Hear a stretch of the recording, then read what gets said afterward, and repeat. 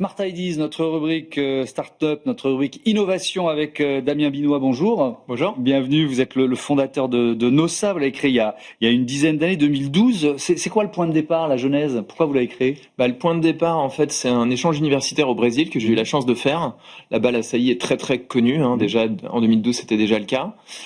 Et moi, j'ai toujours eu cette passion depuis mon plus jeune âge pour la cuisine et pour la nature. Donc en fait, je cherchais surtout un prétexte pour aller en Amazonie. Okay. Et ça tombait bien parce que c'est un fruit qui ne pousse que dans l'Amazonie. Donc j'ai fait mon mémoire sur la filière de ce fruit, qui était un peu la première recherche scientifique en anglais sur le sujet.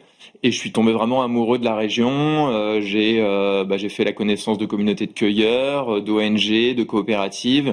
Et on m'a expliqué le rôle que pouvait jouer l'Açaï pour la préservation de la forêt amazonienne. Donc ça m'a interpellé. Par ailleurs, c'était un ingrédient déjà très populaire au Brésil, je l'ai dit, aux US également, mais pas du tout en Europe.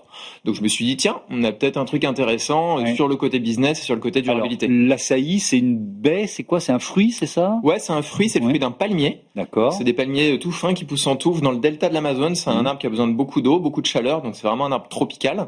Le fruit en tant que tel, ça ressemble un peu à une grosse myrtille, un gros cassis, sauf qu'il y a un noyau qui fait quasiment tout le fruit. 90% du fruit, c'est le noyau, et c'est un fruit qui est extrêmement périssable. C'est-à-dire qu'il faut vraiment qu'on extrait sa pulpe dans les 48 heures maximum qui suivent la cueillette, et là on le congèle. Donc c'est vrai que pour nous c'est pas simple de l'expliquer aux Français puisqu'on peut pas montrer, on peut montrer des photos et après nous ce qu'on vend c'est la purée surgelée qu'on vend aussi bien en magasin bio, aux restaurateurs et aux industriels de l'agroalimentaire, mais effectivement ça ressemble à une grosse myrtille. Et alors cette purée surgelée que vous vendez, cette pulpe, quels sont ces, on dit super pouvoirs. Alors c'est quoi? Il y a antioxydants par exemple. Antioxydants c'est le plus connu. Alors il y a beaucoup de choses. Alors voilà, je vais pas vous faire tous les bienfaits, mais en tout cas effectivement l'Açaï s'est popularisé pour ses bienfaits nutritionnels qui sont effectivement assez exceptionnels. En particulier son pouvoir antioxydant. L'Açaï a un pouvoir antioxydant 5 fois supérieur par exemple à la grenade ou à la myrtille. Donc les antioxydants, pour rappel, en fait ça ralentit le vieillissement cellulaire et donc ça réduit les risques de cancer ou de maladies cardiovasculaires par exemple. C'est aussi très populaire dans le monde du sport. L'Açaï possède beaucoup de minéraux, notamment le manganèse et le cuivre, qui aident le métabolisme énergétique et l'ossature, entre autres. Donc l'Açaï est très populaire dans le monde du surf, par exemple, même du jiu-jitsu brésilien, qui est un art martial brésilien qui se popularise en France. Et aussi l'Açaï est riche en fibres. Donc il l'a rendu aussi populaire pour son côté coupe-faim, puisque c'est un fruit qui est peu calorique, car non sucré. Autre chose assez particulière de l'Açaï, c'est un fruit qui n'est pas sucré et riche en fibres, donc côté coupe-faim et qui aide sur le transit lors de la digestion. Alors vous avez annoncé, c'était au début de cette année, janvier 2025, vous annoncez une levée de fonds de 2,4 millions d'euros pour construire votre première usine.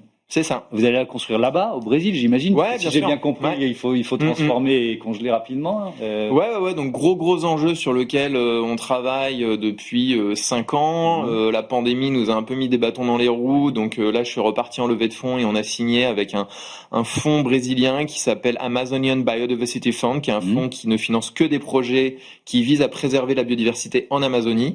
Donc en 15 millions de reais, donc la monnaie brésilienne. Donc c'est un fonds en monnaie brésilienne. Qui vise effectivement à financer notre usine, qui va nous permettre de travailler directement avec les coopératives de petits producteurs avec lesquels on travaille. Parce qu'aujourd'hui, on accompagne déjà les producteurs sur de l'agroforesterie. C'est toute la thèse d'impact qui est la nôtre, c'est-à-dire de faire de la production en forêt qui vise du coup à apporter des revenus aux populations locales, qui sont nombreuses et qui sont plutôt vulnérables, tout en préservant cette forêt. Tout en ayant un business model rentable. C'est ça qui est intéressant, de réussir à cumuler les deux objectifs qui ont pu sembler contradictoires à certains, qui se sont assis sur la question à la fois de la rémunération des producteurs et de l'impact environnemental. Vous, évidemment, c'est au cœur de votre modèle.